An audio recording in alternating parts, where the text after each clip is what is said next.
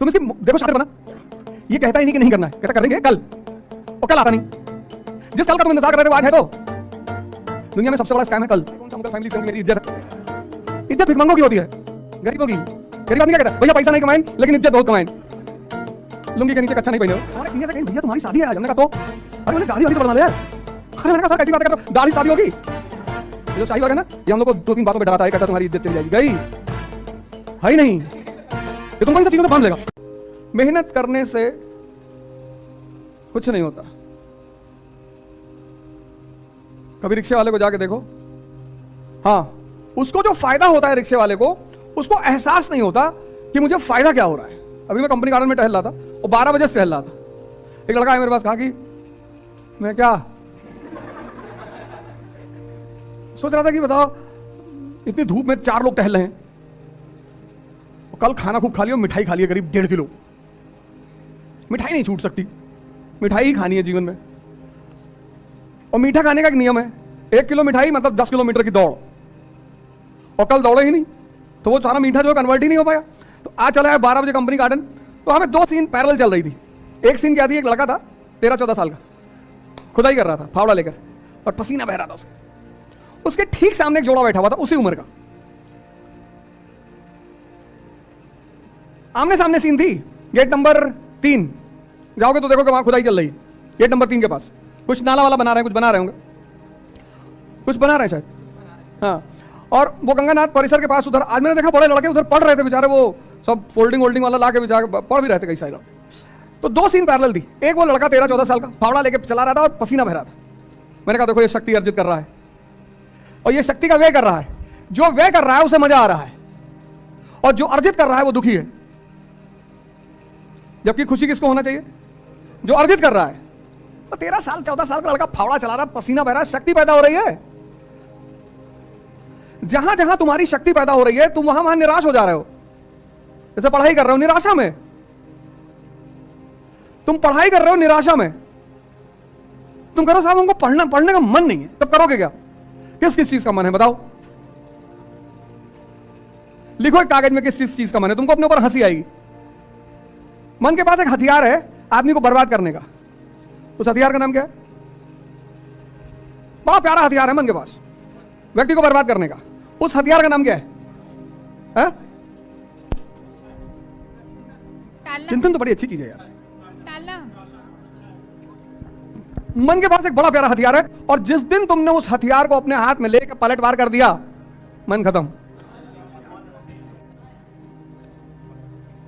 टालना, कल पर टालना। हाँ हाँ सुन लिए। ये मन का हथियार है। इसे कहो योग करना है, कहेगा कल। इसे कहो ध्यान करना है, कहेगा कल। इसे कहो पढ़ना है, कहेगा कल। ये नहीं कहता नहीं करेंगे, नहीं करे तो पकड़ में आ जाए।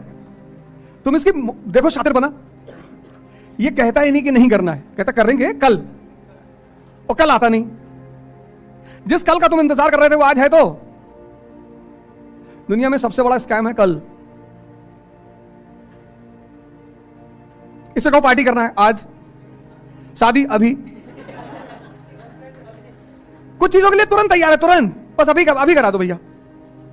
अगर तुमने इस चीज को रिवर्स कर दिया कि आज पढ़ेंगे कल पार्टी करेंगे, जैसे ये तुमको कल पे टलवाता है ना, तो जिन चीजों को ये तुमको कल पे टाल रहा है तुम उससे कहते हो कि नहीं आज पढ़ ले 4 घंटा, और इसको तुम छोटे छोटे टारगेट दिया करो। इसकी एक और दूसरी कमी ना बन, ये बड़ा टारगेट बनाता है। कहता कल जो है सुबह 8 बजे से 12 तो कम है, कहेगा सुबह 8 बजे से 7-8 बजे रात तक तो खींच देंगे, पढ़ेंगे नहीं, खींच देंगे। और इतना तुम्हें अंदर से उत्साहित रखेगा कि कल सब तुम्हारा खत्म करवा देगा। और जो सुबह 8 बजे का कहेगा बारिश हो रही, गेहूं फसल खराब हो गई, किसान बेचारे परेशान हैं। तुम्हारा भोजन बहुत संतुलित होना चाहिए, भोजन पर बड़ी निगाह रखनी चाहिए, धर्म का पालन करना चाहिए। हमारी माता जी कहती हैं कि जब तुम्हारे मैं वीडियो देखती हूं तो मुझको बहुत हंसी आती, बचपन से देखा है ना, लेकिन आज वो चीजें इतना काम आ रही हैं, इतनी कोई डरा नहीं पा रहा है। इतना कांड कर भाई, टीचर डॉक्टर वकील, इन तीनों में से तीनों का क्या बिगाड़ दो? मानसिक संतुलन। खत्म। मैं भैया परसों शाम को बैठा था, एक साहब का फोन आया, अरे बोले गजब हो गया। मैंने कहा वर्ल्ड वॉर शुरू कर रहे हैं, हमेशा मजाक के मूड में रहते हो। अरे मैंने कहा क्या हुआ? अरे बोले तुम्हारा फेसबुक पेज है। मैंने कहा मेरा तो 10-20 हजार है। एक पेज पे गंदी गंदी तस्वीरें लगी हैं। गंदी गंदी तस्वीरें? मैं सोचा गोबर ओबर का तस्वीर डाल दिए होंगे साले, वही गंदी हुआ। मैंने कहा लिंक भेजो, लिंक भेजा तो देखा नग्न तस्वीरें थी उसमें। मैंने कहा तुम गलत बोले, नग्न तस्वीरें हैं। अरे गंदी नहीं है। मार देंगे मुक्का के, मारो बड़ा हाहाकार मचा। अरे कितनी बेइज्जती हो रही। मैं कौन सा मुगल फैमिली से हूं कि मेरी इज्जत है? इज्जत भिखमंगों की होती है, गरीबों की। गरीब आदमी क्या कहता है? भैया पैसा नहीं कमाएं लेकिन इज्जत बहुत कमाएं। लुंगी के नीचे कच्छा नहीं पहने हो। कभी जिंदगी में फालतू चीजों के चक्कर में मत पड़ना। अगर तुम जीवन में फालतू की चीजों के चक्कर में पड़े तो तुम गए, तुमको समाज उलझा देगा, तुमको समाज उलझा देगा। मेरी शादी थी यहीं इलाहाबाद में हुई, ससुराल में यही है, इसीलिए यहां टिके रहने का बताया। पर मैं जाता नहीं कभी। और जब मैं जिस दिन 1 मई को शादी हुई थी, आ रही 1 मई, मैं यहां पहुंचा, दाढ़ी बड़ी, टी शर्ट पहने, जीन्स पहने और वो शूज। तुम्हारे एक सीनियर थे, कहीं भैया तुम्हारी शादी है आज। हमने कहा तो? अरे बोले दाढ़ी वाड़ी तो बढ़वा लो यार। अरे मैंने कहा सर कैसी बातें कर रहे हो, दाढ़ी से शादी होगी? तो यही एक दुकान है आगे, जो खादी आश्रम आश्रम वाली लाइन नहीं है, सिविल लाइंस में उस तरफ मेन मार्केट जो है सुभाष चौराहा वाली, वहीं पे एक आरिफ भाई दुकान है। तो वो बेचारे उनको बुलाए, कहे पागल वागल हो, बेइज्जती हो जाएगी। कोई बेइज्जती नहीं होगी, मिडिल क्लास की कोई बेइज्जती नहीं होती, तुम चिंता मत किया करो। ये जो शाही वर्ग है ना, ये हम लोग को 2-3 बातों पे डराता है, कहता है तुम्हारी इज्जत चली जाएगी। गई है ही नहीं। ये तुमको इन सब चीजों से बांध लेगा, डराएगा तुमको, जेल चले जाओगे। हाँ तो इतने राजनेता जेल गए, किसी की इज्जत गई? मनीष सिसोदिया अंदर, राहुल गांधी जी जाने की तैयारी कर रहे हैं, कह रहे जमानत नहीं ले रहे, जमानत ही नहीं ले रहे। पार्टी परेशान है कि भैया जमानत तो ले, हाई कोर्ट में अपील करो, अपील ही नहीं करेंगे। चुनाव आ गया, और राहुल जी जेल चले जाएंगे, उनकी बहन घूमेगी देश भर में, मेरे भाई को बंद कर दिया। लालू जी इतने दिन अंदर रहे, और हमारे श्रद्धेय भगवान कृष्ण पैदे भाई हुए। ये सब टेंशन मत दिया करो फालतू का। देखो हमारे गांव में, हमारे घरों में, कभी कभी हमारे परिवारों में तुम देखो पैसा नहीं है, लेकिन इस फालतू की चीज के लिए लोग ब्याज पे पैसा लेके काम करते हैं। सबने देखा होगा, कोई ऐसा थोड़ी मैंने देखा है, सबने देखा होगा। हाँ बिटिया बड़ी वाली जब हुई तो माता जी ने कहा मुंडन करना पड़ेगा, करवा लो, कम से कम 500 आदमी खाने आएंगे। मैंने कहा गांव लूटने जाना है, 500 आदमी खाने, 2-4 लोगों को खिला दो। अरे भैया जमार के लो, अबे भाड़ में गए जमार के लो, यहाँ पैसा नहीं है, गोली खरीदने का पैसा नहीं, तुम जो है 500 लोग खड़ा कर दो, डाका डालने, फिर तुम बदतमीजी वाली बातें कर रहे हो। अरे तो कहां से दें तुमको पैसा? उन्होंने कहा फालतू की कोई नाटकबाजी घर में नहीं होगी, मुंडन कराइए और 2-4-5 लोग जो है उनको भोजन कराइए और खत्म।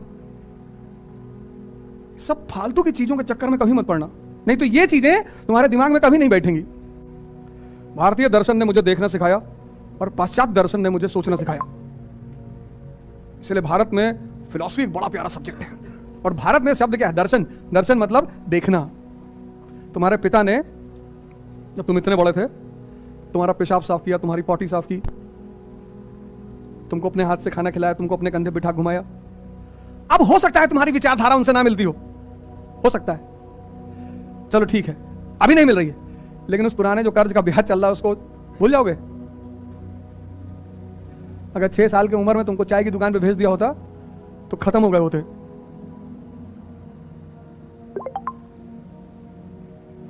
आज मैं लोगों को तो क्या देता हूं, अरे हमारा पापा हमारे ऊपर विचार थोप रहे हैं। कोई बात नहीं, हमारे जमाने में मोबाइल था ही नहीं, कितना बड़ा जनरेशन गैप हो गया है। भाई तुम्हारा भी पिता हमारी उम्र से ज्यादा थोड़े होंगे, हमारी उम्र के ही होंगे। और हम पहली बार जो मोबाइल खरीदे 5110, वो 50 किलो का मोबाइल लिया था, इतना बड़ा मोबाइल था 5110 नोकिया का।